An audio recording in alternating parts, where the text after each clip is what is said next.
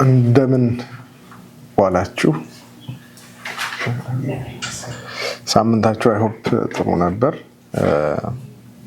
እግዚአብሔርን እጅግ አድርገን እናመሰግናለን። ባለፈው ሳምንት የያዕቆብን መልእክት መማር ጀምረናል። ሁላችሁም እንደምታውቁት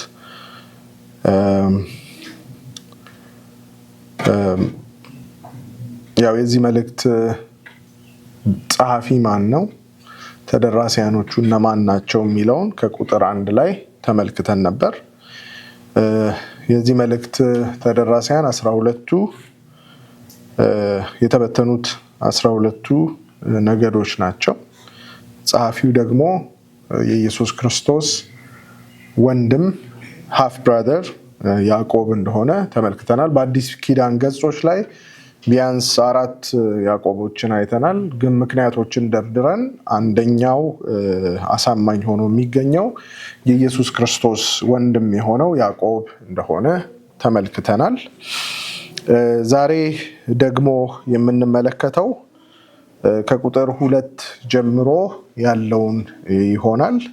ከቁጥር 2 እስከ ቁጥር 18 ላይ በፈተናና በመከራ ላይ የሚያተኩር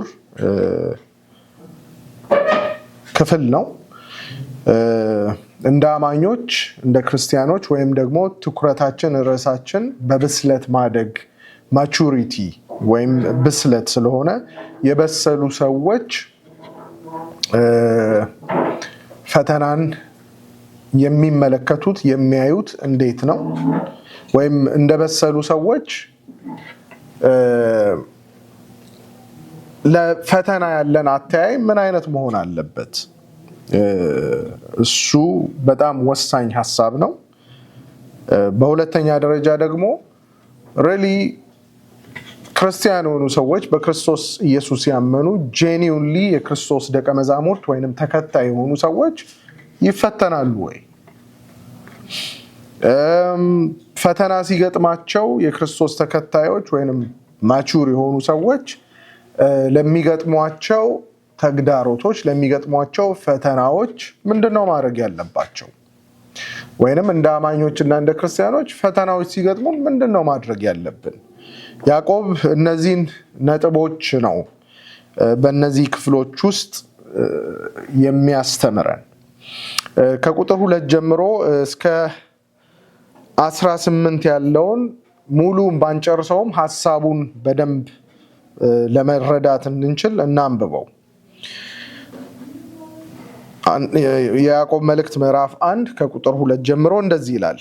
ወንድሞቼ ሆይ የእምነታችሁ መፈተን ትዕግስትን እንዲያደርግላችሁ አውቃችሁ ልዩ ልዩ ፈተና ሲደርስባችሁ እንደ ሙሉ ደስታ ቁጠሩት። ትዕግስትም ምንም የማይጎድላችሁ ሳይኖር ፍጹማንና ምሉዓን ትሆኑ ዘንድ ስራውን ይፈጽም። ከእናንተ ግን ማንም ጥበብ ቢጎድለው ሳይነቅፍ በልግስና ለሁሉ የሚሰጠውን እግዚአብሔርን ይለምን፣ ለእርሱም ይሰጠዋል። ነገር ግን በምንም ሳይጠራጠር በእምነት ይለምን።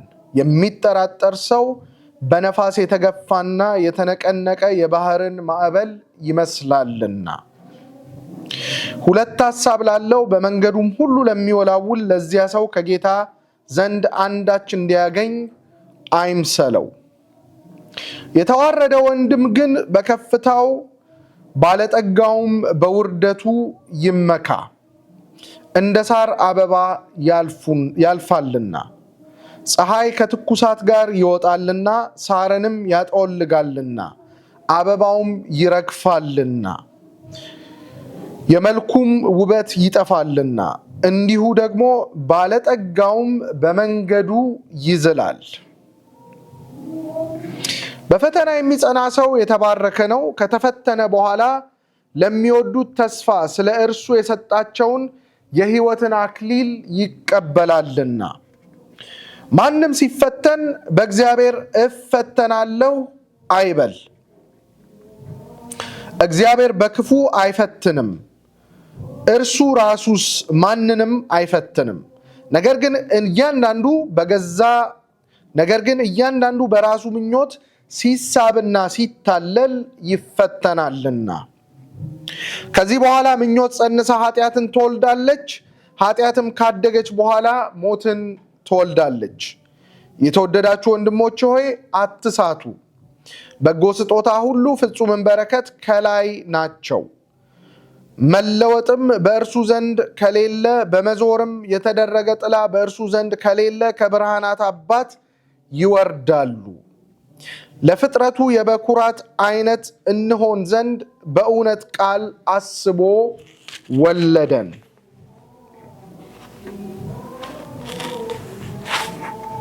እንግዲህ ሐዋርያው ያዕቆብ ወይንም የጌታችን የኢየሱስ ክርስቶስ ወንድም ሲጀምር ወንድሞች ሆይ እያለ ነው ለነዚህ ለተበተኑት 12ቱ ነገዶች የሚጽፍላቸው ወይንም አድሬስ የሚያደርጋቸው። ይሄ ወንድሞች ሆይ የሚለውን ቃል ደብዳቤውን እያነበብን እያጠናን ስንሄድ ብዙ ስፍራዎች ላይ ወንድሞች ሆይ ተብሎ ተጽፎ እናገኛለን። ይሄ የሚያመለክተን ወይንም የሚያሳየን ምንድነው? እነዚህ ደብዳቤው የሚጻፍላቸው ሰዎች በክርስቶስ ኢየሱስ አምነው ዳግመኛ የተወለዱ ሰዎች መሆናቸውን ነው። ስለዚህ ለነዚህ ወንድሞች ምንድነው የሚላቸው? ወንድሞች ሆይ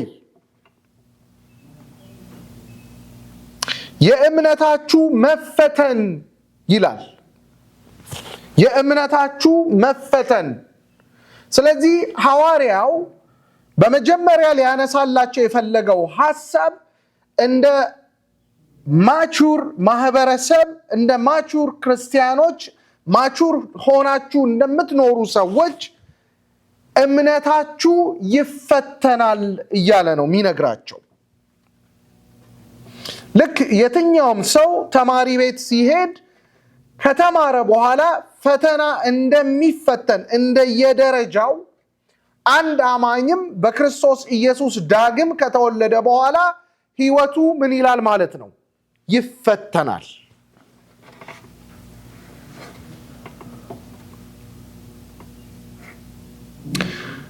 ያዕቆብ ብቻ አይደለም በአዲስ ኪዳን ላይ ስለ እምነት መፈተን የሚነግረን። ሐዋርያው ጳውሎስ በተለያዩ ስፍራዎች ላይ ክርስቶስን መከተል ፈተና እንደሚያስከትል፣ ፈተና እንደሚያመጣ፣ ስደት እንዳለው ጠንቅቆ ይነግረናል። ስለዚህ በዚህ መካከል የምንኖር እኛም ከዚህ ውጪ ልንሆን አንችልም። ስለዚህ እንደ አማኞች ስንኖር የተለያየ የእምነት ደረጃ አለን። የተለያየ ዓመት ጌታን ተከትለናል። በሕይወታችን ውስጥ ግን ልዩ ልዩ ፈተናዎች ምን ይላሉ? ይመጣሉ።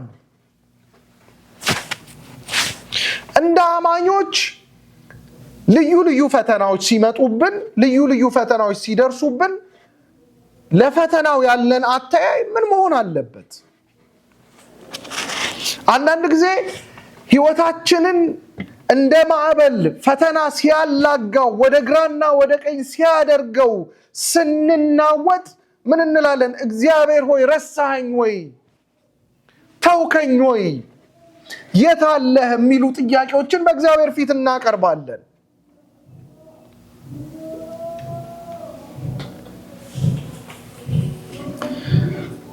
ጤናችን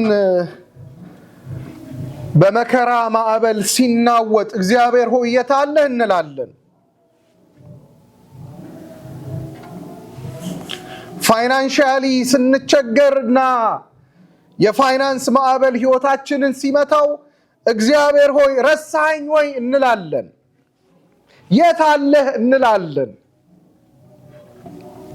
በሕይወታችን በጣም የምንፈልጋቸውን ነገሮች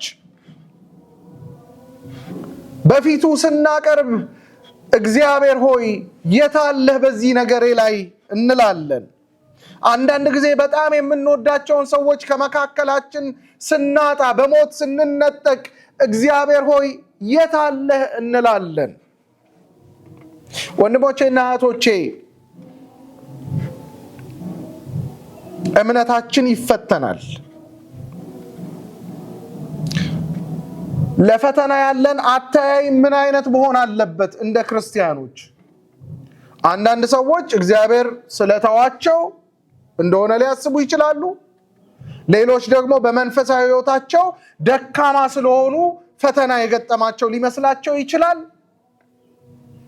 አንዳንዶች ደግሞ በሕይወታቸው ፈተና የገጠማቸው ኃጢአት ስላደረጉ ሊመስላቸው ይችላል።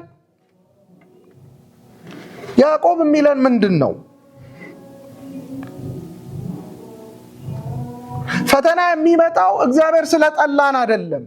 ፈተና ወደ ሕይወታችን የሚመጣው እግዚአብሔር ስለተወን አይደለም። ፈተና በሕይወታችን የሚመጣው አንዳንድ ጊዜ በሕይወታችን ስህተትም ስለፈጸምን አይደለም። መጽሐፍ ቅዱሳዊው እውነት ግን ፈተና ይመጣል። ፈተና የሚመጣው ለምንድን ነው? ልክ ወርቅ በእሳት ውስጥ እንደሚፈተንና እውነተኛ ወርቅነቱን እንደሚያረጋግጥ አማኞችም እምነታቸው ምን ይላል? ይፈተናል። በፈተና ውስጥ እኛን እግዚአብሔር ምን ያደርገናል? ያጠራናል፣ ፒውሪፋይ ያደርገናል። ስለዚህ የመከራ ፐርፐዙ የፈተና ፐርፐዙ እኛን ማጥፋት አይደለም። ስለዚህ ምን አይነት አተያይ ሊኖረን ይገባል? ስለ ፈተና እኛን ሪፋይን ለማድረግ እኛን ለማጥራት እግዚአብሔር የሚጠቀምበት መሳሪያ ነው። ፈተና ኢንጆይ ይደረጋል? አይደረግም። ግልጹን ነው የምነግራችሁ ወንድሞቼና እህቶቼ። በማጣት ስንፈተን ማጣት ደስ የሚል ነገር አይደለም። በሐዘን ስንፈተን ሐዘን ደስ የሚል ነገር አይደለም። አንዳንድ ጊዜ ድባቴ ውስጥ እንገባለን፣ ዲፕሬስድ እንሆናለን። ዲፕሬሽን ደስ የሚል ነገር አይደለም። አንዳንድ ጊዜ ጤናችን ይታወካል። የጤና መታወክ ደስ የሚል ነገር አይደለም። ነገር ግን እግዚአብሔር ልዩ ልዩ መንገዶችን ተጠቅሞ እምነታችንን ምን ይላል? ይፈትናል። ስለዚህ የፈተናው ዓላማ እኛን መጣል፣ እኛን አለመውደዱን መግለጥ፣ እኛን መግፋት፣ እኛን መጣል አይደለም። የፈተናው ዓላማ እኛን ማጥራት፣ እኛን ሪፋይንድ ማድረግ ነው። ስለዚህ እንደ አማኞች ለፈተና ያለን አተያይ ዛሬ ምን ሊል ይገባል? ሊስተካከል ይገባል። እያንዳንዳችን በሕይወታችን ፈተና ሲመጣ እግዚአብሔር ምን ሊለኝ ነው? ሊያጠራኝ ነው። እግዚአብሔር ምን ሊለኝ ነው? ሊያስተካክለኝ ነው። እግዚአብሔር ሼፕ ሊያደርገኝ ነው። እግዚአብሔር ሞልድ ሊያደርገኝ ነው። እግዚአብሔር የተሻለ ሰው ሊያደርገኝ ነው ልንል ይገባል። ምክንያቱም ፈተና ሲመጣ በየትኛውም ደረጃ እንሁን፣ ኮሌጅ ውስጥ እንሁን፣ ዩኒቨርሲቲ ውስጥ እንሁን፣ ወይ ሃይ ስኩል እና ከዛም በታች እንሁን፣ ፈተና ስንፈተን ወደሚቀጥለው ክፍል ምን ለማድረግ ነው? ለመሸጋገር ነው። ሌላ ምንም እንትን የለውም። የተማረው ትምህርት ገብቶታል ወይ? የወሰደውን ትሬኒንግ አንደርስታንድ አድርጓል ወይ? በስራው ዓለም ላይ አፕላይ ላይ ያደርገው ይችላል ወይ የሚለውን ለመፈተን የሚጠቀሙበት ነው። ስለዚህ የመጀመሪያዎቹ ቁጥሮች ላይ የተመለከተው ወንድሞቹ ያለው የተጻፈው ለክርስቲያኖች ለአማኞች እንደኛ በክርስቶስ ኢየሱስ ዳግመኛ ለተወለዱ ሰዎች ነው። እነዚህ ዳግመኛ የተወለዱ ሰዎች ፈተና ሊገጥማቸው እንደሚችል ሐዋርያው ያዕቆብ በግልጥነት ነው የሚነግራቸው። ስለሚገጥማቸው የፈተና አይነት ግን ሲነግራቸው ምንድን ነው የሚለው? ልዩ ልዩ ፈተና ይላቸዋል።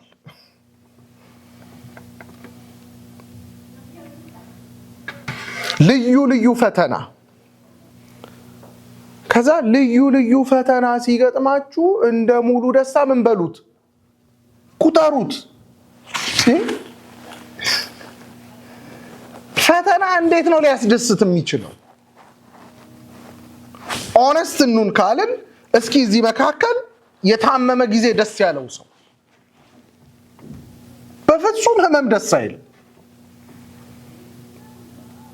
እዚህ መካከል አንዳንድ ጊዜ ፋይናንሻሊ ቻሌንጅድ የምንሆን ሰዎች ልንኖር እንችላለን።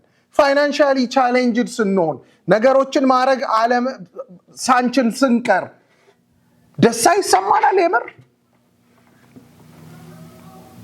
በፍጹም።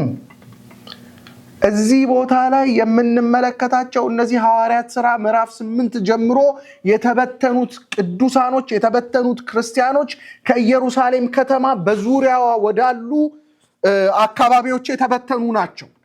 ቤታቸውን ትተው ነው የሄዱት። ቀያቸውን ትተው ነው የሄዱት። ከተማቸውን ትተው ነው የሄዱት። ቤተክርስቲያናቸውን መሰብሰቢያቸውን ትተው ነው የሄዱት። ስለዚህ እነዚህ ሰዎች ሞስት ላይክሊ የፋይናንሻል ችግር ገጥሟቸዋል፣ የኢኮኖሚ ችግር ገጥሟቸዋል፣ የማህበራዊ ጉዳይ ቀውስ ገጥሟቸዋል። ምክንያቱም እንደ ቀድሞ ጎረቤቶቻቸውን ማግኘት አይችሉም፣ እንደ ቀድሞ ዘመዶቻቸውን ማግኘት አይችሉም፣ እንደ ቀድሞ እህትና ወንድሞቻቸውን በቀላሉ ማግኘት አይችሉም። ለምን? ስለተሰደዱ፣ ስለተበተኑ፣ ቤታቸውን ያጡ ሰዎች ናቸው። ምናልባት በስደት ስፍራ በምን አይነት ሁኔታ ውስጥ እንደሚኖሩ አናውቅም። በዛ ዘመን ሆምለስ ሲኮን በላስቲክ ቤት ሰርቶ ይኖር እንደሆነ አላውቅም፣ ግን ኦልሞስት የሆምለስ አይነት ኑሮ እንዳላቸው መሳል ይቻላል። ስለዚህ የኢኮኖሚ ችግር ነበረባቸው፣ የማህበራዊ ሶሻል ክራይሲስ ገጥሟቸው ነበር። በሚበሉት በሚጠጡት ይፈተኑ ነበር። የሚሰደድ ሰው በሚገጥመው ፈተና ሁሉ የተፈተኑ ሰዎች ናቸው። በችግር ውስጥ ያለ ሰው እውነት እንነጋገር ከተባለ መስማት የሚፈልገው ምንድን ነው? እኔ እንደ መጋቢ ይሄንን መልእክት ያዕቆብ ሲጽፍ በጣም ቻሌንጅ ይሆናል ብዬ አስባለሁ። ምክንያቱም ከቀየው ለተፈናቀለ ሰው፣ ቤተሰቡን ለተለየ ሰው፣ ቤቱን ወደ ኋላ ጥሎ ወደማያውቀው ስፍራ ለሸሸና ለተበተነ ሰው፣ የኢኮኖሚ ችግር ለገጠመው ሰው ምን አይነት መልእክት ነው ማስተላለፍ የምንፈልገው? አይዟችሁ፣ በርቱ፣ ጌታ ከዚህ ውስጥ ምን ይላችኋል? ያወጣችኋል። እንዲህ አይነት መልእክት ነው የምንጠብቀው።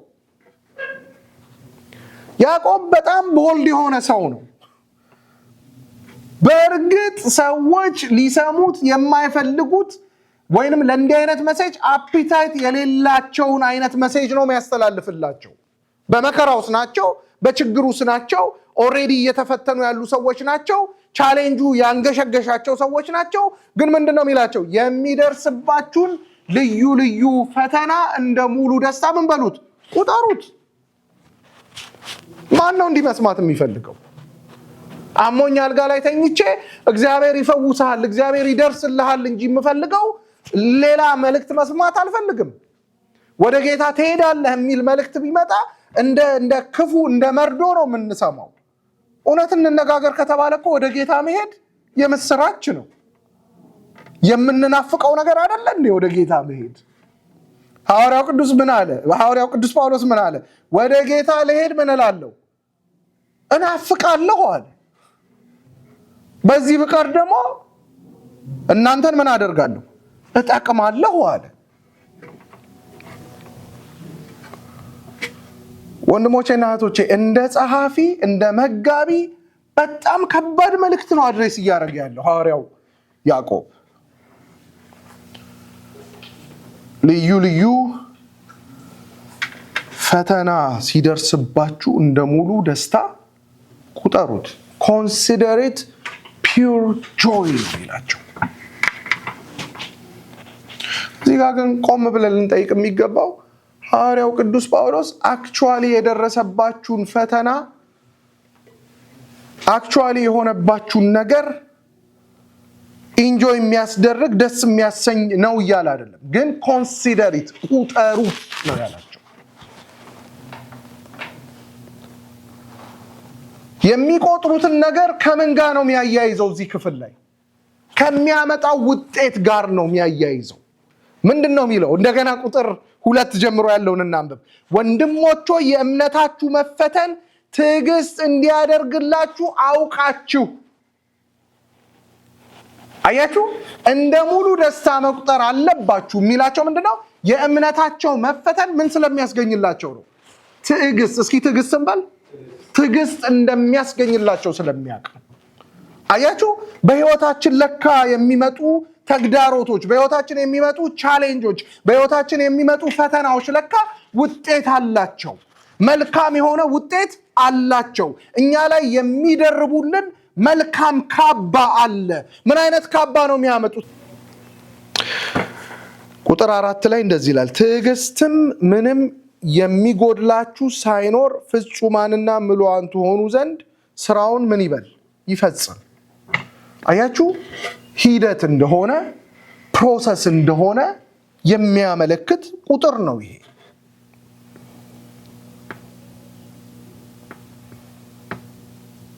አያችሁ፣ ትዕግስት ምንም የሚጎድላችሁ ሳይኖር ፍጹማንና ምሉዓን ትሆኑ ዘንድ ስራውን ይፈጽም። አያችሁ፣ ወደ ፍጽምና የምንመጣው ፍጹሞች አይደለንም አይደለ? ግን ወደ ፍጽምና የምንሄድ ነው። ሙሉዎች አይደለንም። በሂደት በትዕግስት ውስጥ ግን ማቹር እያደረግን ቢልድ አፕ እየሆንን የምንሄድ ሰዎች ነን ማለት ነው። ስለዚህ ወንድሞቼና እህቶቼ ሐዋርያው ያዕቆብ በዚህ ስፍራ ላይ ይሄንን አበክሮ ለተደራሲያኖቹ ይነግራቸዋል። እዚህ ቦታ ላይ መጥቀስ ሳልጠቅስ ማለፍ የማልፈልገው ነገር ስለ ፈተና ስናስብ ፈተናዎች ሁል ጊዜ ምንጭ አላቸው።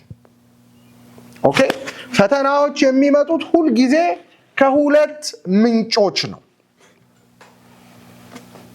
የመጀመሪያው የፈተና ምንጭ ከኛ ቁጥጥር ውጪ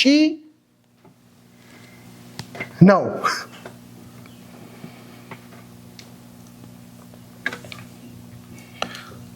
የመጀመሪያው የፈተና አይነት ልዩ ልዩ ስለሚል እንደውም እሱን ያመለክተናል።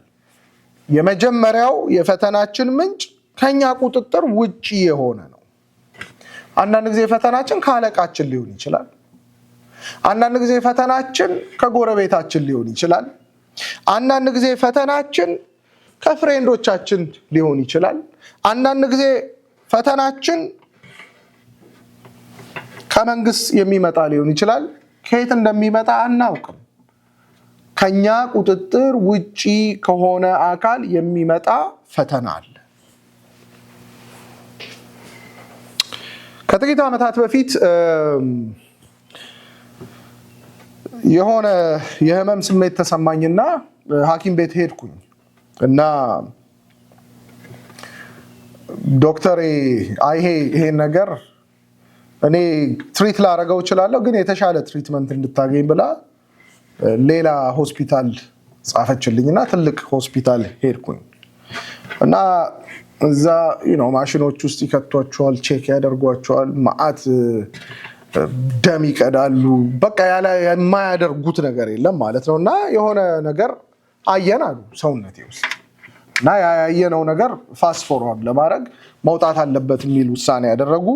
ግን ቆይ ሌላ ደግሞ ስፔሻሊስት ጋር እንዳካሉና ሌላ ደግሞ ሆስፒታል ተላኩኝ።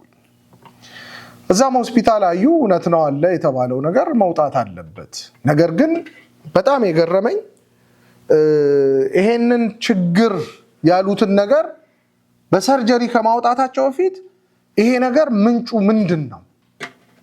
ምንጩን ለማወቅ ስንት ቦታ ደም እንዳሰጡኝ ልነግራችሁ አልችልም። ምክንያቱም ሲምፕተሙን ሳይሆን ማከም የፈለጉት የችግሩን ምንጭ አግኝተው ከምንጩ ማድረቅ ነበር የፈለጉት።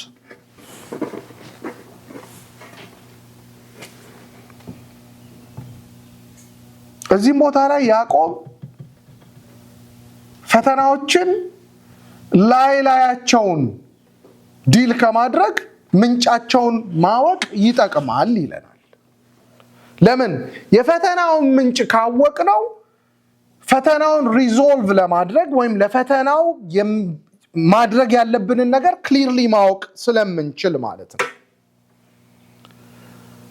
በዚህ በመጀመሪያው ሐሳብ ላይ ልዩ ልዩ ፈተና ሲል ከውጭ የሚመጣ ፈተና ነው የገጠማቸው ብያቸዋለሁ። ከየት ነው የመጣው ስትሉ ኢየሩሳሌምን ከሚመሩ ከፖለቲከኞቹ ከቤተ መቅደሱ የመጣ ፈተና ነው የገጠማቸው። ጳውሎስ አይደለ እንዲሳደዱ ያደረጋቸው? ሳውል እያለ ከነሱ የመጣ ፈተና ነው ማለት ነው የገጠማቸው። ኢየሱስን ያስገደሉት፣ እስጢፋኖስን አስወግረው እንዲሞት ያደረጉት ሰዎች ናቸው።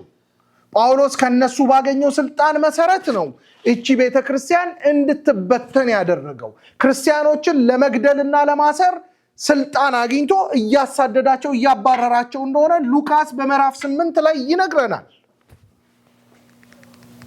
ስለዚህ ከነሱ ቁጥጥር ውጪ ሆነ ፈተና የገጠማቸው እነዚህ አማኞች ምንድነው ማድረግ ያለባቸው? አያችሁ፣ የፈተናው ምንጭ ማወቅ የሚጠቅመው ለዚህ ነው። ያዕቆብ ከውጪ ከኛ ቁጥጥር የሆነ ፈተና ሲገጥመን እንዴት ነው ዲል ማድረግ ያለብን፣ እንዴት ነው ታክል ማድረግ ያለብን የሚለውን ይነግረናል። ወረድ ስንል ዛሬ ምናልባት ከቨር ላናደርገው እንችላለን። ሁለተኛው የፈተናው አይነት ምንጭ እኛው ነን። ከኛው የሚወጣ ነው። ከክፉ ምኞታችን ከክፉ ዲዛይራችን የሚመነጭ የፈተና አይነት ነው። ሁለተኛው ከውጪ ፈተና ሲገጥመን ከውጪ የገጠመንን ፈተና ታክል ለማድረግ ለማሸነፍ ምንድነው ማድረግ ያለብን? አያችሁ፣ ፈተና ሲገጥማችሁ ትዕግስትን ዴቨሎፕ ያደርግላችኋል። ስለዚህ ቁጭ በሉ አይለንም መጽሐፍ ቅዱስ።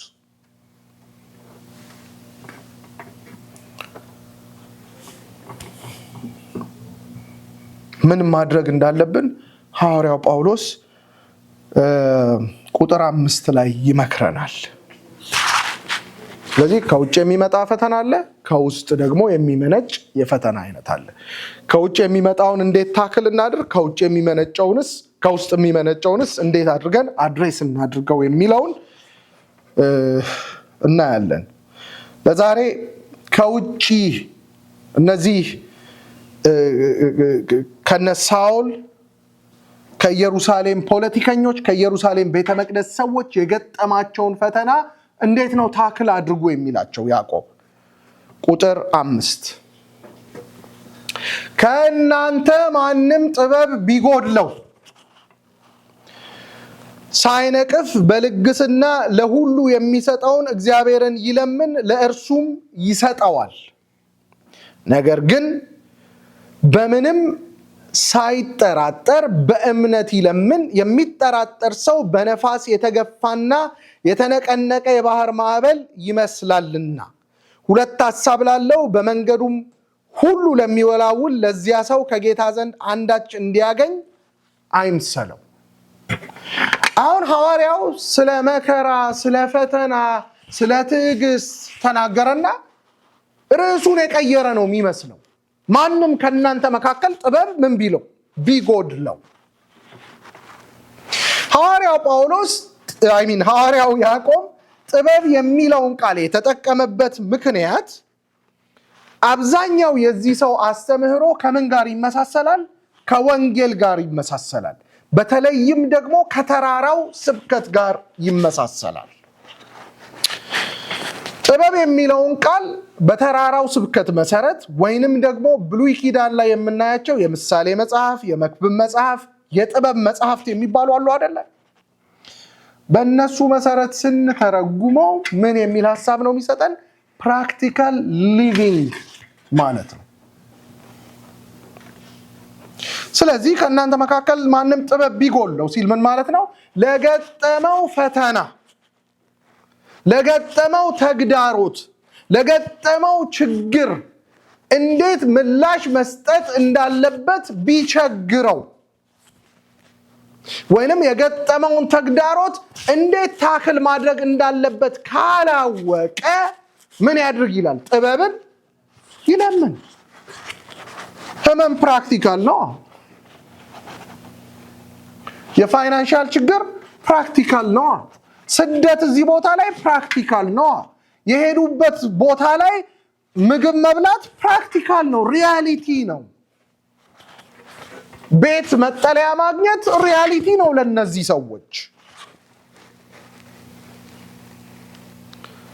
ስለዚህ በህይወታችን ከኛ ቁጥጥር ውጪ የሆኑ ፈተናዎች ሲገጥመን ያዕቆብ የሚመክረን ምንድነው የሚለን? ማንም ከእናንተ መካከል ጥበብን ቢጎድለው እግዚአብሔርን ምን ይበል? ይለምን፣ ይሰጠዋል። ስለዚህ ጥበብ የሚጎድለን ሰዎች ልናደርግ የሚገባው ነገር ምንድነው? በእግዚአብሔር ፊት መጸለይ ነው። እስኪ መጸለይ እንበል። አዎ ጸሎት የሚለውን ኮንሴፕት እናውቀዋለን፣ ይገባኛል። እዚሁ ስለ ጸሎት ሁላችንም እናውቃለን። ስንመገብ እንጸልያለን እግዚአብሔርን ለማመስገን፣ ስለ አቅርቦቱ እንጸልያለን፣ ጠዋትና ማታ እንጸልያለን በልዩ ልዩ ጉዳዮች ላይ። ነገር ግን ሐዋርያው ያዕቆብ እዚህ ቦታ ላይ ምንድነው የሚለን? ልዩ ልዩ ችግር ሲገጥማችሁ፣ ልዩ ልዩ ፈተና ሲገጥማችሁ፣ ከናንተ ቁጥጥር ውጭ የሆኑ ተግዳሮቶች ወደ ህይወታችሁ ሲመጡ እግዚአብሔርን ምን በሉ? ጥበብ ጠይቁ፣ ጥበብ እንዲሰጣችሁ ጸልዩ እያለ ይመክራል እዚህ ቦታ ላይ። ጥበብ ምንድነው? ለገጠመን ስፔሲፊክ ችግር በእግዚአብሔር ፊት ልንወጣ የምንችልበት ዕውቀት ማለት ነው። በጣም ደስ የሚል ነገሮች ይናገራል በዚህ ቦታ ላይ። ስለ እግዚአብሔር በጣም ደስ የሚያሰኙ 3 ነጥቦችን ይናገራል። ማንም ጥበብ ቢጎለው ወደ እግዚአብሔር ይጸልይ ይላል። በጸሎት በፊቱ የምንቀርበው አምላካችን እግዚአብሔር እነዚህ 3 ባህሪያቶች አሉት።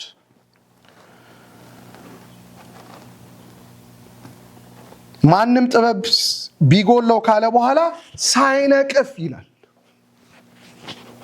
የመጀመሪያው የእግዚአብሔር ባህሪ ምንድነው? አይነቅፍም። አንተ እንዴት እቺ ታቅታለች? እንዴት ይሄ ከብድሻል? ሰነፍነሽ፣ ደካማነሽ አይልም እግዚአብሔር። ሳይነቅፍ አያችሁ፣ አምላካችን ምን አይነት ነው? የማይነቅፍ አምላክ ነው።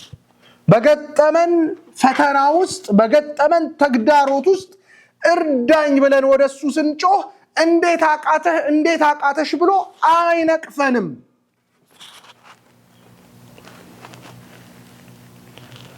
ቀጠለና በልግስና ይላል።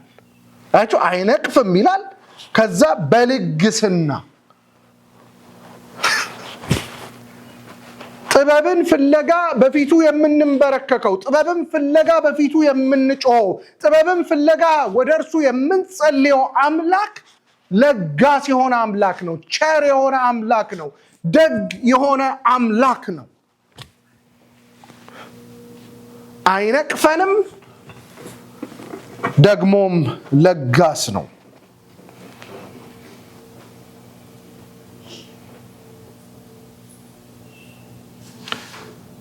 ሳይነቅፍ በልግስና ይልና ለስንቱ ይላል? ለሁሉ የሚሰጠውን። ለሁሉ ሲል ለለመነው ሁሉ። ከቁጥጥራችን ውጭ የሆነ ተግዳሮት ሲገጥመን ጥበብን ፍለጋ በፊቱ ስንንበረከክ ለማን ነው የሚሰጠው? ለጠየቀው ሁሉ፣ በፊቱ ለጸለየ ሁሉ የሚሰጥ አምላክ ነው። ኦል ኢንክሉሲቭ የሆነ አምላክ ነው። እግዚአብሔር ይመስገን። ስለዚህ ስለ አምላካችሁ ስታስቡ፣ በፈተና ውስጥ ስታልፉ፣ በተግዳሮት ውስጥ ስታልፉ እግዚአብሔር ትቶኛል፣ እግዚአብሔር ረስቶኛል፣ እግዚአብሔር ከኔ ጋር አይደለም የሚል ስሜት ሳይሆን ሊሰማን የሚገባው፣ አንደኛ እግዚአብሔር ፈተናውን ያመጣው እምነት ስለሚፈተን ራሴን ሪፋይን ሊያደርገኝ ነው፣ ሊያጠራኝ ነው። ሁለተኛ ደግሞ ፈተናው ሲከብደን በፊቱ ስንጸልይ እርሱ ምን አይነት ነው? ለጋስ ነው፣ ቸር ነው፣ ለሁሉ የሚሰጥ ነው፣ የሚነቅፍ አይደለም። በዚህ ፐርስፔክቲቭ፣ በዚህ አንደርስታንዲንግ በፊቱ ልንሆን ይገባል። እግዚአብሔር አምላክ የተመሰገነ ይሁን።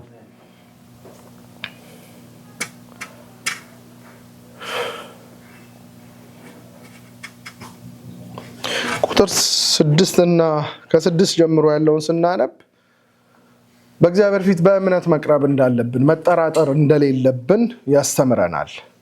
ከእናንተ ማንም ጥበብ ቢጎለው ሳይነቅፍ በልግስና ለሁሉ የሚሰጠውን እግዚአብሔርን ይለምን ለእርሱም ይሰጠዋል ካለ በኋላ፣ ነገር ግን በምንም ሳይጠራጠር በእምነት ይለምን። የሚጠራጠር ሰው በነፋስ የተገፋና የተነቀነቀ የባህርን ማዕበል ይመስላልና 2 ሐሳብ ላለው በመንገዱም ለሚወላውል ለዚያ ሰው ከጌታ ዘንድ አንዳች እንዲያገኝ አይምሰለው። ውሃ ዳር ስንሄድ ውሃው ባህር ዳር ስንሄድ ውሃው በነፋስ ሲገፋ የሆነ ምንድነው የረጋ ውሃ እናይም አይደለ? ወደፊት ይሄዳል ይመለሳል፣ ይሄዳል ይመለሳል። ኢንኮንሲስተንት ነው። ኮንሲስተንት ሆኖ አይቆምም። ስለዚህ እንደዚህ አትሁኑ ነው። ነፋስ መጥቶ ሲገፋችሁ እግዚአብሔር ይችላል። ነፋስ መጥቶ ሲገፋችሁ እግዚአብሔር ያደርጋል።